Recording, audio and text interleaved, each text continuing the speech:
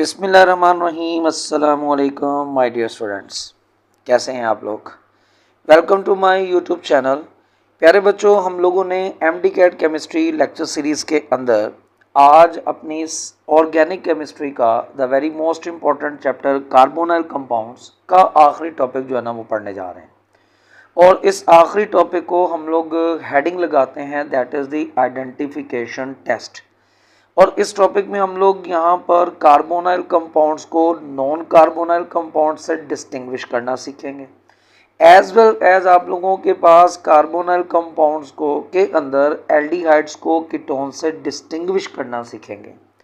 इस टॉपिक की जो नयत है ना हमारे पास वो कुछ इस तरह की है कि ये इंफॉर्मेटिव, अंडरस्टैंडिंग, कॉन्सेप्ट बेस्ड तीनों कैटेगरीज को बड़ा शानदार कवर करता है। लेकिन अनफॉर्चुनेटली जो हमारे यहाँ टेस्ट बनते हैं या जो एंटी टेस्ट के पास्ट एग्ज़ाम्स के हवाले से देखा जाए तो ये यूजुअली इंफॉर्मेटिव डाटा के रिगार्डिंग ज़्यादा जाना जाता है, ज़्यादा फेमस है। तो हम हर वो मुमकिन कोशिश इस लेक्चर के अंदर करेंगे जिससे इस टॉपिक को क्वांटिटेटिवली और क्वालिटेटिवली दोनों तरीक़ों से जो है ना वो हमारे पास यहाँ पर बेहतर बनाया जाए। तो बग़ैर किसी डिले के हम लोग इस टॉपिक को स्टार्ट करते हैं।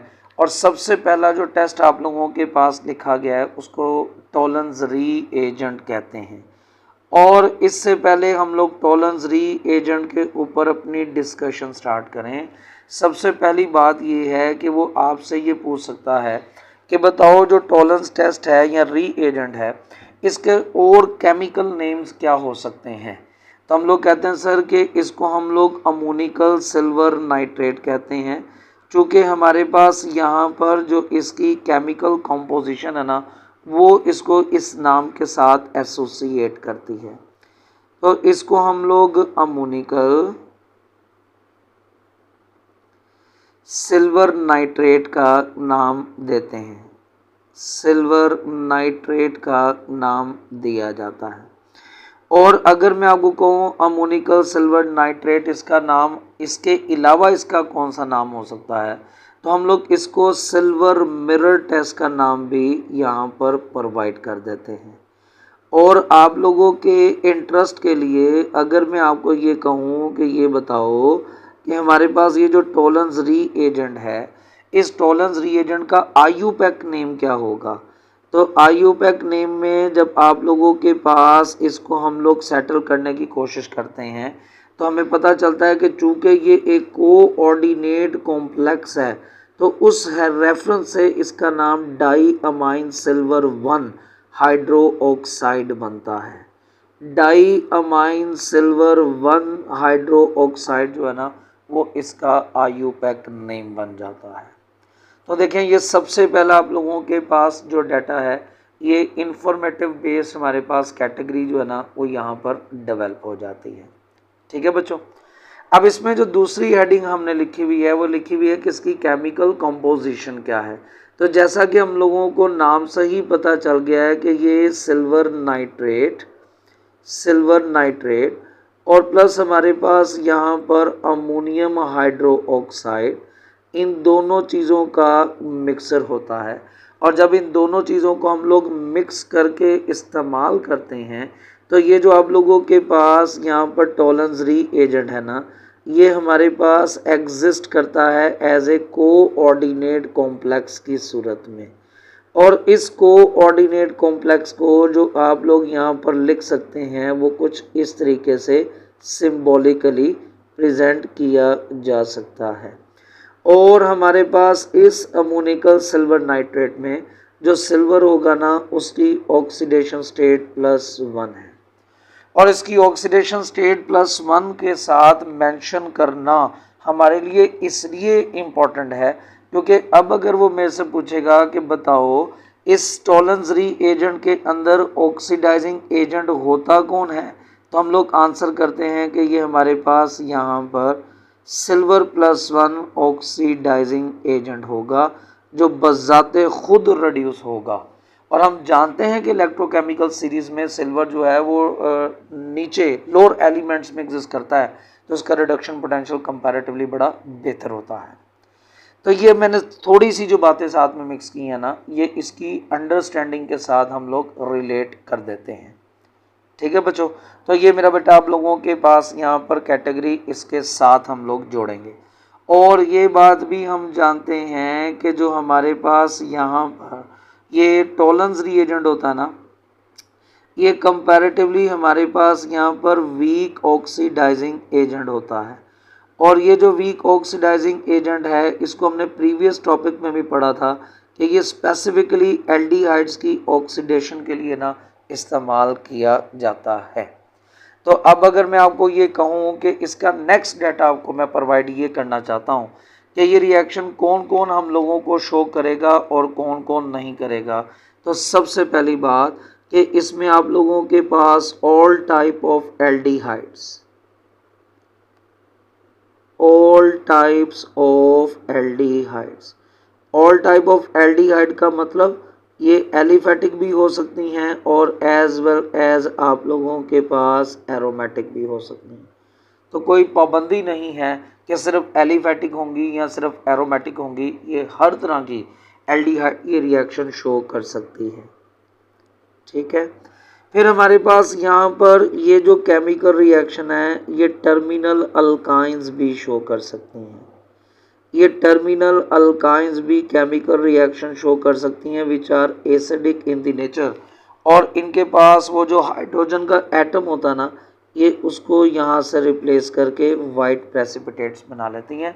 चैप्टर नंबर 8 में हमने पढ़ा हुआ है। और इसी तरीके से बच्चों आप लोगों के पास यहाँ पर ये जो हमारे पास टोलेंस रीएजेंट वाला टेस्ट है ना, ये हम लोगों को फॉर्मिक एसिड भी प्रोवाइड कर सकता है, फॉर्मिक एसिड भी प्रोवाइड कर सकता है। तो देखो अब हम लोगों ने इन 3 बातों से अपनी अंडरस्टैंडिंग कैसे बनानी है। पहली अंडरस्टैंडिंग आपके पास ये है कि मैं ये कह सकता हूँ कि ये जो केमिकल रिएक्शन है यानी कि टोलेंस रिएजेंट, ये आप लोगों के पास एल्डिहाइड्स को कीटोन से डिस्टिंग्विश कर पाएगा, एज वेल एज ये आप लोगों के पास कार्बोनाइल कंपाउंड्स को नॉन कार्बोनाइल कंपाउंड से भी डिस्टिंग्विश कर सकता है। ठीक है, फिर इधर से अगर मैं देखूं ये जो दूसरा मैंने पॉइंट बनाया है, तो मैं ये कहता हूं कि इसकी मदद से this Tollens reagent is used to distinguish between terminal alkynes and non terminal alkynes.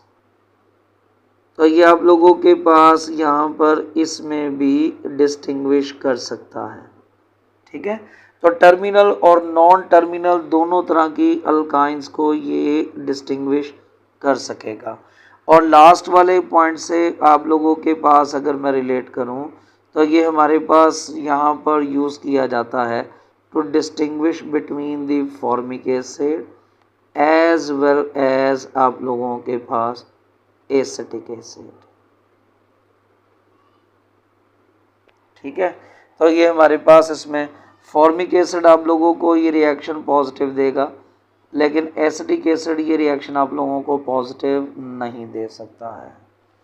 ठीक है, इस तरीके से हम लोगों ने ये सारे का सारा डाटा जो है ना वो अपना रेडी करना है इंशाल्लाह ताला। फिर बच्चों आप लोगों के पास अगर हम लोग दूसरा टेस्ट यहाँ पर देखें तो वो हमारे पास आ रहा है, that is the Fehling's test या फेलिंग सोल्यूशन। हमारे पास यहाँ पर जो फेलिंग सोल्यूशन या फेलिंग टेस्ट होता है ना, ये 2 तरह के सॉल्यूशंस का ना कॉम्बिनेशन होता है। इनफैक्ट पहले तो ये पता होना चाहिए, इसमें एक आप लोगों के पास फेलिंग सोल्यूशन ए होता है और दूसरा आप लोगों के पास फेलिंग सोल्यूशन बी होता है। ठीक है बच्चों, और जो फेलिंग सोल्यूशन ए होता है ना आप लोगों के पास, फेलिंग सोल्यूशन ए, इसके अंदर आप लोगों के पास हम लोगों ने जो एसिड यूज़ किया होता है ना, वो एसिड आप लोगों के पास होता है that is the tartaric acid. Tartaric acid का आपको मॉलिक्यूलर फार्मूला पता होना चाहिए, इसका आईयूपैक नेम आप लोगों को पता होना चाहिए और इसका स्ट्रक्चर भी आप लोगों को आना चाहिए। इससे रिगार्डिंग वो एमसीक्यूज पूछ सकता है। और जो हमारे पास फेलिंग सोल्यूशन बी होता है ना, इसमें हमारे पास कॉपर सल्फेट का एक्वस सोल्यूशन पाया जाता है, कॉपर सल्फेट का एक्वस सोल्यूशन। और इन दोनों को मिक्स किया जाता है और मिक्स करके आप लोगों ने ना यहाँ पर ये फैलिंग सोल्यूशन बनाया होता है। इसलिए ये जब दोनों मिक्स होते हैं तो इनका आपस में केमिकल रिएक्शन हो जाता है और आपके पास कॉपर टार्ट्रेट कॉम्प्लेक्स होता है, कॉपर टार्ट्रेट कॉम्प्लेक्स होता है।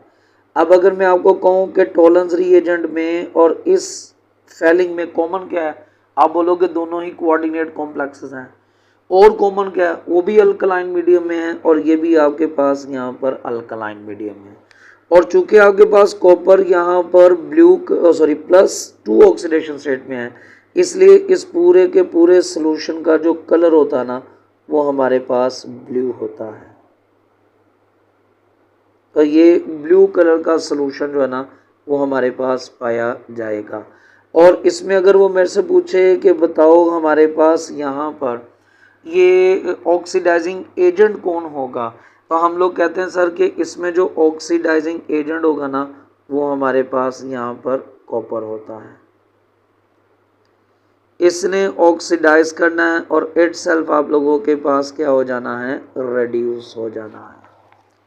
ठीक है बच्चों, तो ये आप लोगों के पास उसका पहला पॉइंट कंपोजिशन के रिगार्डिंग ये इंफॉर्मेशन डाटा जो आपको याद होना ज़रूरी है। अब ये रिएक्शन कौन कौन शो कर सकता है और कौन कौन शो नहीं कर सकता, फिर हम एक कंपैरिजन ज़रूर बनाएंगे। देखो ज़रा, हम लोग कहते हैं सर जी सबसे पहली तो बात ये है कि ये आप लोगों के पास एलिफेटिक एल्डिहाइड शो करती हैं। अब इसमें एक अंडरस्टैंडिंग वाली बात पता क्या है, एक दो अंडरस्टैंडिंग की निकलती हैं, कुछ मैं बताऊंगा और कुछ मैं आपको सोचने के लिए कहूँगा। अगर वो पूछ ले कि why aliphatic aldehydes, aromatic aldehyde ये रिएक्शन क्यों नहीं देती हैं, तो आप लोगों के पास इसकी लॉजिक और रीज़न होना बड़ा ज़रूरी है। ठीक है, दूसरा आप लोगों के पास ये जो केमिकल रिएक्शन पॉजिटिव दे सकता है ना वो हमारे पास यहाँ पर फॉर्मिक एसिड भी दे सकता है। तो सिर्फ ये दो कंपाउंड आप लोगों के पास यहाँ पर जो है ना ये केमिकल रिएक्शन फैलिंग सोल्यूशन वाला जो है ना वो पॉजिटिव देते हैं, इसके अलावा कोई भी पॉजिटिव नहीं देगा। अब मेरा बेटा मैं आपको कहूँ यहीं से ज़रा कंक्लूजन बना लो, तो हमारे पास यहाँ पर कंक्लूजन पहले पॉइंट से क्या बनाओगे, this chemical reaction can be use to distinguish between aldehyde as well as आप लोगों के पास यहाँ पर कीटोन, और कार्बोनाइल कंपाउंड को नॉन कार्बोनाइल कंपाउंड से भी डिस्टिंग्विश कर सकता है।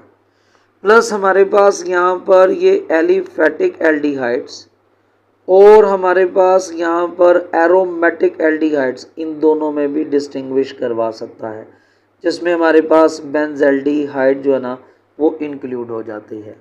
और इधर आप लोगों के पास फिर वही बात बन जाएगी, इसको देखकर हम अगर कहें तो हम लोग कहते हैं सर कि फॉर्मिक एसिड को एसिडिक एसिड से डिस्टिंग्विश करवा सकता है। एक बात जो मैं बाय चांस मिस कर गया हूँ वो मैं अभी आपको ज़रा सेटल करवा दूँ। ऊपर वाला जो टोलेंस रिएजेंट था उसमें मुझे कैसे पता चलेगा, ख़ास तौर पर एल्डिहाइड और कीटोन में, मैं स्पेसिफिकली इन्हीं की बात करूँगा, मैं बाकियों की बात नहीं करूँगा क्योंकि वो हमारा फ़िलहाल यहाँ पर मुद्दा नहीं है। हम कहते हैं सर ये जो टोलेंस रिएजेंट होता है ना जब ये केमिकल रिएक्शन करता है ना तो इसमें आप लोगों के पास जो सिल्वर है ना, सिल्वर ये +1 में ये कार्बोनाइल कंपाउंड्स को करता है ऑक्सीडाइज और ख़ुद अपने आप को कन्वर्ट कर लेता है सिल्वर न्यूट्रल स्टेट में, यानी कि ख़ुद हमारे पास क्या हो जाएगा, रेड्यूस हो जाएगा।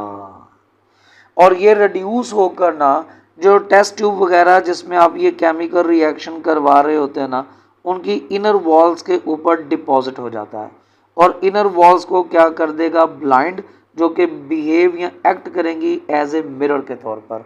इसलिए इस रिएक्शन का नाम जो है ना वो सिल्वर मिरर टेस्ट है। और बाकियों के लिए इसकी डिस्क्रिप्शन मुख्तलिफ है बट हमें उन पर नहीं जाना, हमें सिर्फ इन कार्बोनाइल कंपाउंड्स तक रहना है। और अगर मैं ये बात करूँ ये जो हमारे पास फैलिंग सोल्यूशन है इसमें क्या हुआ, तो आप मुझे बोलेंगे कि सर फैलिंग सोल्यूशन के अंदर जो आप लोगों के पास कॉपर +2 था ना ये हमारे पास यहाँ पर कन्वर्ट हो जाता है इनटू दी कॉपर +1 के अंदर। और इसकी इंडिकेशन ये है कि ये जो बजाते खुद हमारे पास ब्लू कलर का है और यहाँ पर आप लोगों के पास जो है ना ये ब्रिक रेड प्रेसिपिटेट्स के अंदर जो है ना वो कन्वर्ट हो जाता है। अब इधर एरिया ऑफ इंटरेस्ट बताऊं मैं आपको थोड़ा सा, शायद आपका ध्यान कभी भी ना गया हो इस पॉइंट के ऊपर।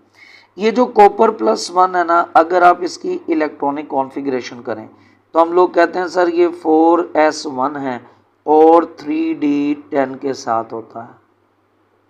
और आप जनरली कोऑर्डिनेट कॉम्प्लेक्सेस में ये बात पढ़ते हैं कि जिसके पास d10 होता ना वो कलर शो नहीं कर सकता, लेकिन इसने बावजूद इसके यहाँ पर रेड कलर शो किया है। तो क्या वजह हो सकती है कि इसने रेड कलर यहाँ पर शो किया? तो ये बड़ा आउटस्टैंडिंग सा एक हमारे पास पॉइंट है जिसको थोड़ा सा अगर आप लोग वेट करें तो इंशाल्लाह मैं ट्रांजिशन मैटर्स के अंदर जाकर आपको ये पॉइंट और अच्छे से क्लियर करूँगा। ठीक है, थोड़ा सा हम लोग अपना टाइम सेव करने की कोशिश करते हैं। बेनेडिक्ट सोल्यूशन आया तो हम लोग कहते हैं सर बेनेडिक्ट सोल्यूशन के अंदर, और ये जो आप लोगों के पास यहाँ पर फेलिंग सोल्यूशन है ना, सिर्फ एक चीज़ का डिफरेंस होता है और वो डिफरेंस आप लोगों के पास यहाँ पर होता है एसिड का। जो बेनेडिक्ट सोल्यूशन होता है ना, इसमें बाकी सब कुछ इवन दैट कलर एप्लीकेशन इसकी और इंडिकेशन ईच एंड एवरीथिंग आप लोगों के पास कॉमन है, बिल्कुल सेम सेम है। सिर्फ आप लोगों के पास क्या होगा कि इसके अंदर टार्टेरिक एसिड की बजाय सिट्रिक एसिड जो है ना वो इस्तेमाल किया जाता है, सिट्रिक एसिड। और सिट्रिक एसिड आप लोगों के पास कौन सा होता है, ये देखो मैं उसका स्ट्रक्चर बनाता हूँ। It is the only carboxylic acid जो हमारी किताब के अंदर है, और ट्राई कार्बोक्सिलिक एसिड है ये, ट्राई कार्बोक्सिलिक एसिड। तो हम लोग कहते हैं सर कि हमारे पास यहाँ पर ऐसे, इधर आप लोगों के पास ये पॉइंट और इधर आ जाएगा OH, और एक आपके पास यहाँ पर इस कैटेगरी में है। तो ये ट्राई कार्बोक्सिलिक एसिड आप लोगों के पास है।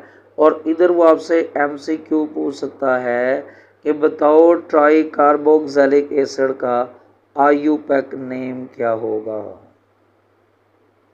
हमने डाई कार्बोक्सिलिक एसिड्स की तो नोमेनक्लेचर पढ़ी हुई है, बट ट्राई कार्बोक्सिलिक एसिड की नहीं। तो ये भी आज के लेक्चर में आप लोगों का एरिया ऑफ इंटरेस्ट है कि आपने सोचना है कि इसका IUPAC नेम क्या है। एक सवाल ये दे दिया मैंने आपको, एक ये कॉपर के कलर वाला पॉइंट कर दिया और एक वो टॉलरेंस रीएजेंट वाला। तो थोड़ी सी हेल्प करो, हो सकता है अपनी आप लोगों को इसमें कुछ और इंटरेस्टिंग चीज़ जो है ना वो मिले। और अगर सपोज़ नहीं तो आप ज़रूर कमेंट सेक्शन में मेंशन कीजिएगा, मैं आपको इसका आंसर कर दूंगा। और इसी में आप लोगों के पास अगर इसको लिखा जाए शॉन वाली कैटेगरी में तो हम लोग कहते हैं sir same as Fehling's test. तो इनके बाकी सारे के सारे जो फीचर्स है ना वो फेलिंग टेस्ट से रिजेंबल करते हैं।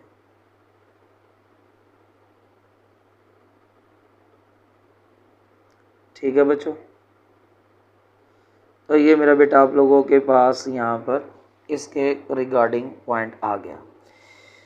फिर आता है सोडियम नाइट्रोप्रोसाइड टेस्ट। तो सबसे पहले इसकी केमिकल कॉम्पोजिशन है।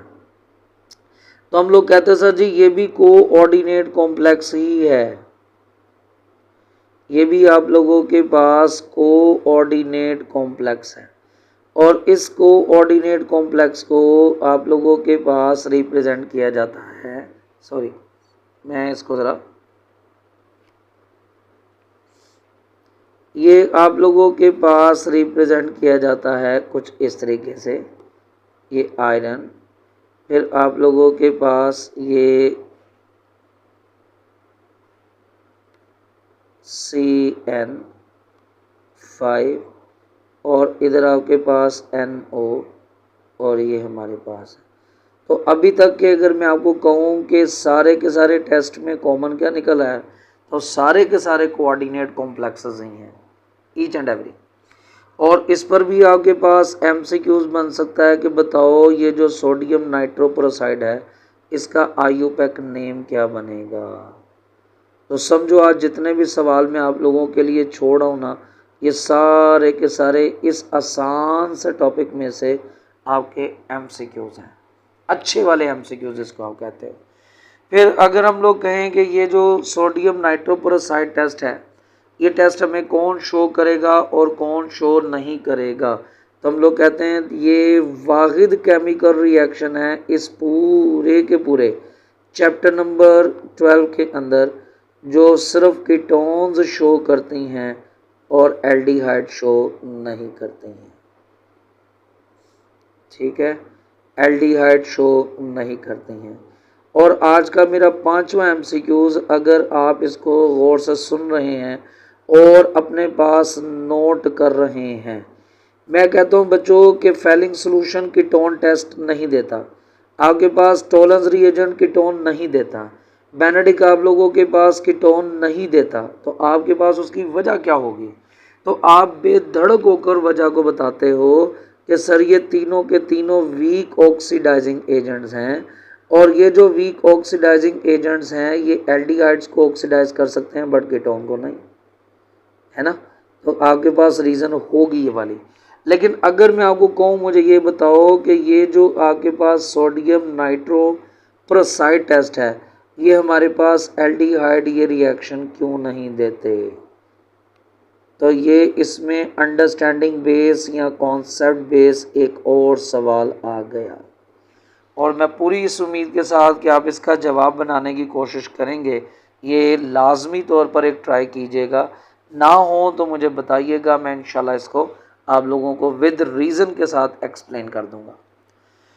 240 NPH टेस्ट की बात करें बच्चों, तो हम लोग जानते हैं ये हमने इन डिटेल पढ़ा हुआ है, इसलिए इसके ऊपर इतना ज़्यादा टाइम नहीं लगाना हमने। ये हमारे पास यहाँ पर ये जो है ना कंपाउंड, ये है 24DNPH, जिसमें हमारे पास बेंजीन रिंग है, इसके साथ हम लोगों ने यहाँ पर हाइड्राजीन का ग्रुप लगाया, और इधर आप लोगों के पास नाइट्रो का ग्रुप है, और इधर आप लोगों के पास नाइट्रो का ग्रुप पाया जाता है। इसको बोलते हैं 24DNPH। और ये जो आप लोगों के पास है, इस केमिकल रिएक्शन के बारे में हम जो कुछ बातें जानते हैं, उनमें से पहली बात आप लोगों के पास ये है कि ये जो केमिकल रिएक्शन है ये सिर्फ और सिर्फ आप लोगों को कार्बोनाइल कंपाउंड शो करेंगे। क्या मतलब है, ज़रा गौर से, ये केमिकल रिएक्शन हम लोगों को एल्डिहाइड भी शो कर सकते हैं, और ये आप लोगों को एज वेल एज यहाँ पर कीटोन्स भी शो कर सकते हैं। इसका मतलब ये केमिकल रिएक्शन जो है एल्डिहाइड और कीटोन्स को डिस्टिंग्विश करने के लिए यूज़ नहीं होगा, ये बल्कि कार्बोनाइल कंपाउंड्स को नॉन कार्बोनाइल कंपाउंड से डिस्टिंग्विश करने में हमारी मदद करता है। ठीक है, इसी तरीके से याद रखना है कि ये जो आप लोगों के पास यहाँ पर कार्बोनाइल 24DNPH है, 24DNPH, ये हमारे पास is a type of nucleophilic addition reaction. ये न्यूक्लियोफिलिक एडिशन रिएक्शन होता है। जो वो टोलेंस रिएजेंट था, बेनेडिक्ट था, और आपके पास फेलिंग था, वो तो सारे के सारे ऑक्सीडेशन रिडक्शन थे। ठीक है, नाइट्रोपरोसाइड में कॉम्प्लेक्स फॉर्मेशन होती है, लेकिन ये आप लोगों के पास is a type of nucleophilic addition reaction. फिर इसी तरीके से याद रखिएगा कि ये हमारे पास यहाँ पर एसिड कैटालाइज्ड रिएक्शन है।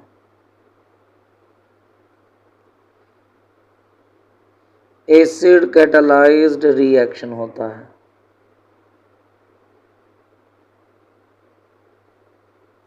एसिड कैटालाइज्ड रिएक्शन होता है। फिर आप लोगों के पास यहीं पर याद रखना है कि इस केमिकल रिएक्शन के रिजल्ट में आप लोगों के पास येलो या रेड कलर के जो है ना वो कंपाउंड बनते हैं, येलो और रेड कलर में, जो बुक के मुताबिक आपके पास पॉइंट है। तो ये इंडिकेट कर देगा कार्बोनाइल कंपाउंड को नॉन कार्बोनाइल कंपाउंड से डिस्टिंग्विश करने के लिए। ऊपर वाले जो चार थे वो तो एल्डिहाइड कीटोन स्पेसिफिकली है ना, फिर किसी हद तक वो कार्बोनाइल और नॉन कार्बोनाइल को करते हैं, बट ये जो रिएक्शन होगा आपके पास ये स्पेशलाइज्ड है कार्बोनाइल को नॉन कार्बोनाइल कंपाउंड से डिस्टिंग्विश करने के लिए। और ये जो आप लोगों के पास सोडियम बाइसल्फाइड है, ये हम लोगों ने चैप्टर के अंदर ऑलरेडी डिटेल के साथ ये रिएक्शन किया हुआ है कि ये हमारे पास बेस कैटालाइज्ड रिएक्शन है। एक, दो, आगे पास ये न्यूक्लियोफिलिक एडिशन रिएक्शन है।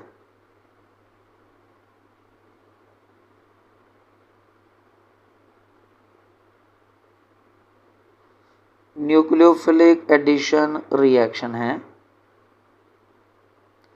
तीन, आगे पास ये तमाम एल्डिहाइड शो कर सकती हैं। और साथ में आप लोगों के पास ओनली स्मॉल मिथाइल कीटोन्स कर सकती हैं। अगेन मैंने इसकी रीजनिंग जो है ना वो आपको सारी ऑलरेडी करवा दी हुई है जब हम लोग बेस कैटालाइज ये रिएक्शन अपने चैप्टर में पढ़ रहे थे। तो इसलिए ये सिर्फ मेन पॉइंट मैं आप लोगों को थोड़े से रिफ़्रेश करवा रहा हूँ। इसका कोई आपके पास अगर मेन सिग्निफिकेंट वाला पॉइंट है तो वो ऑलरेडी डिस्कस हो चुका हुआ। और इसमें आप लोगों के पास जो रिएक्शन होगा वो वाइट प्रेसिपिटेट प्रोडक्ट बनाएगा। तो इससे हम लोग कार्बोनाइल कंपाउंड को नॉन कार्बोनाइल कंपाउंड से डिस्टिंग्विश कर सकते हैं। अब अगर मैं आपको कहूँ कि आप अपना इंटरेस्ट लूज़ कर रहे हैं तो मैं चाहता हूँ कि वो इंटरेस्ट थोड़ा बहाल हो जाए। कैसे? अगर मैं कहूँ कि मैंने आपको पेपर में ये कह दिया है कि इन दोनों रिएक्शंस का एक ही मकसद है, एक कार्बोनाइल कंपाउंड्स को नॉन कार्बोनाइल कंपाउंड से वो डिस्टिंग्विश करता है, और अगर ये दोनों का मकसद एक है तो दोनों में से ज़्यादा बेस्ट रिएक्शन कौन सा होगा? ज़्यादा बेस्ट रिएक्शन तो हम जनरली कहते हैं कि सोडियम बाइसल्फाइड जो है ना ये ज़्यादा बेस्ट होता है, क्योंकि ये कार्बोनाइल कंपाउंड्स को नॉन कार्बोनाइल कंपाउंड से के लिए आइडेंटिफिकेशन के लिए यूज़ होता है। ठीक है, फिर आइडेंटिफिकेशन करने के बाद चूँकि ये वाइट प्रेसिपिटेट्स हैं तो इनको सेपरेट करके आप लोग यहाँ पर फिल्ट्रेशन के थ्रू तो ये सेपरेशन भी करवा लेगा। और इन वाइट प्रेसिपिटेट्स की दोबारा से जब आप हाइड्रोलिसिस करवाएंगे तो प्योर कार्बोनाइल कंपाउंड जो है ना वो हमारे पास यहाँ पर दोबारा से हासिल हो जाएंगे। तो ये प्यूरिफिकेशन भी आपको करवा सकता है, जो फीचर इस 2,4-DNPH के पास नहीं है। ठीक है, और 2,4-DNPH के पास कौन सी ऐसी बात है जो इस सोडियम बाइसल्फाइड के पास नहीं? हम कहते हैं सर ये सारी एल्डिहाइड और कीटोन ये रिएक्शन दे सकती हैं, लेकिन इधर आपके पास यहाँ पर एल्डिहाइड तो सब दे देंगी लेकिन कीटोन्स सब ये रिएक्शन नहीं दे पाते हैं। ठीक है, तो होपफुली ये जो आइडेंटिफिकेशन वाला आप लोगों के पास सो कॉल्ड इंफॉर्मेटिव टॉपिक है, इसको हमने आपके लिए थोड़ा बहुत इंटरेस्टिंग ज़रूर बनाया होगा। कुछ जो सवाल छोड़ कर गया हूँ बच्चों, इसकी ज़रूर रीजनिंग और आंसर्स को ढूंढने की कोशिश कीजिएगा। ये होपफुली इस टॉपिक की क्वालिटी और अच्छी बना देगा। जितनी अपने टॉपिक की रेंज अच्छी और बड़ी रखेंगे आपका कॉन्फिडेंस लेवल उतना बेटर होगा। डिटेलिंग रीजनिंग जितनी करके जाओगे ये आपको पेपर में उतना बेटर जो है ना वो कॉन्फिडेंस प्रोवाइड करता है। तो यहाँ पर हमारा कार्बोनाइल कंपाउंड का जो ये कंप्लीट यूनिट है वो हम लोगों ने फ़िलहाल ख़त्म कर दिया। ठीक है, इस उम्मीद के साथ कि आपको ये ज़रूर समझ आया होगा। इंशाल्लाह ताला जल्द ही हम लोग नए यूनिट के साथ मुलाकात करेंगे और उस नए यूनिट का नाम है that is the carboxylic acid. ठीक है, तब तक के लिए अपना ढेर सारा ख्याल रखिएगा बच्चों। अल्लाह हाफिज़।